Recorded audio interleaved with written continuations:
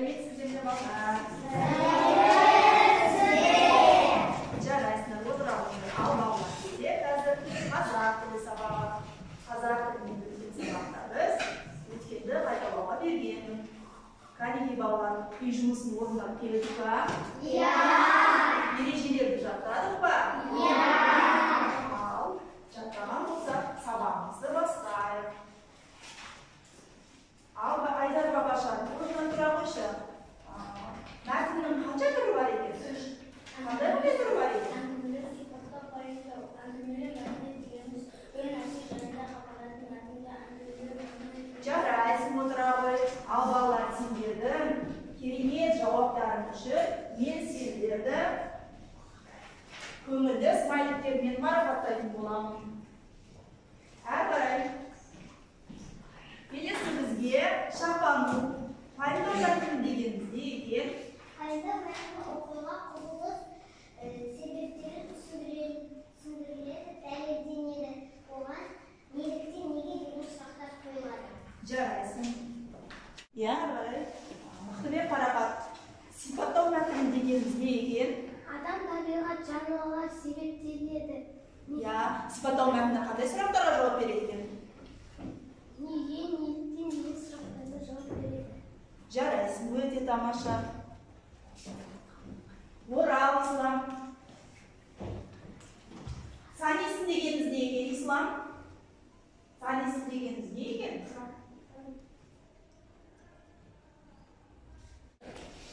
Я, Нұрасыл, сын есім дегеніміз не екен? Заттың сынын түсін білдіретін сөздерді сын есім дейміз. Жарайсың. Нұрасыл, сын есімдер қандай сұрақтарға жауап береді екен? Қандай сұрақтарға жауап? Жарайсың. Жарайсың, Нұрасыл. Керемет, өте тамаша жауап. Отыра ғой. Әрі қарай. Жаңабай қарақат. Сын есім дегеніміз не екен? Я, заттың сынын, түрін, түсін, сапасын білдіреді екен, я? Я. Сын есімдер қандай сұрақтарға жауап береді екен? Қандай деген сұрақтарға жауап береді екен? Ал балалар, мен қолымда тұрған не? Қазақша айтамыз. Сызғыш екен, я? Сызғыштың түсі қандай? Жарайсың. Сары түсі екен. Қандай сұрақтарға жауап беріп тұр? Қандай деген сұрақтарға. Жарайсың, қарақат.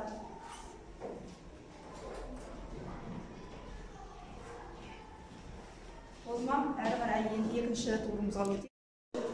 Ал балалар. Ал балалар, қазір сіздеріңіз ой ойнайтын боламыз. Яғни екі топ бір-бірімен жарысатын болады. Мына жерде балалар етістік, сын есім, сан есім, зат есім сөз таптары берілген. Екі топ бөлініп, бірінші топ етістік пен сын есімге қатысты сөздерді жинайтын болады. Ал екінші топ сан есім мен зат есімге қатысты сөздерді жинайтын болады. Шартымыз түсінікті ма, балалар? Иә. Мына жерде төрт сөз табына қатысты сөздер берілген. Осы сөздерді әр сөз табының тұсына, яғни орналастырып шығуымыз керек. Түсінік па? Ал балалар, мына жерде бірінші топқа етістік пен сын есім сөздерін табу керек. Екінші топ сан есім мен зат есімге қатысты сөздерді табу керек. Ойының шарты түсінікті ғой, я? Ал түсінікті болса, бастайық. Бірінші топ етістікке, сын есімге қатысты сөздерді жинайды. Екінші топ сан есім, зат есімге қатысты сөздерді жинау керек. Сан есім дегеніміз не еді, балалар? Заттың санын білдіретін сөздерді айтамыз. Сан есімдер қанша, неше деген сұраққа жауап береді.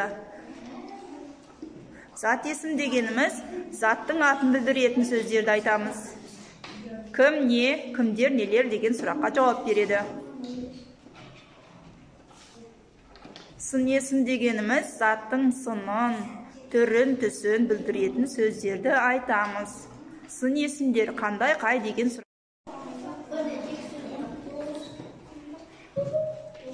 Бірінші топ етістік, сын есімге қатысты сөздерді табады. Екінші топ сан есім, зат есімге қатысты сөздерді табуымыз керек. Сын есімдер қандай сұраққа жауап беретін еді? Қандай қай деген сұраққа? Ішті деген дұрыс па, балалар? Етістік не істеді, қайтты деген сұраққа жауап береді. Балалар, ішті деген сын есімге жатады ма?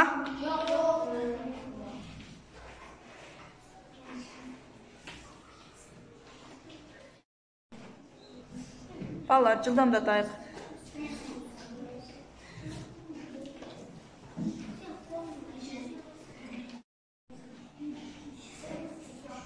Кәнекей, балдар, жылдамдатамыз. Кәнекей, балдар, жылдамдатамыз, иә? Біз сөз таптарын өттік.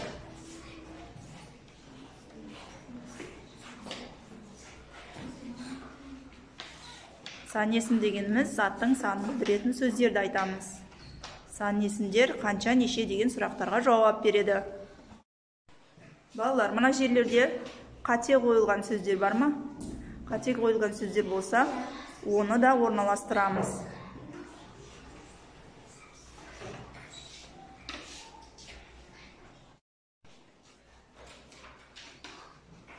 Жарайсыңдар. Сары сопақ қышқыл дейді.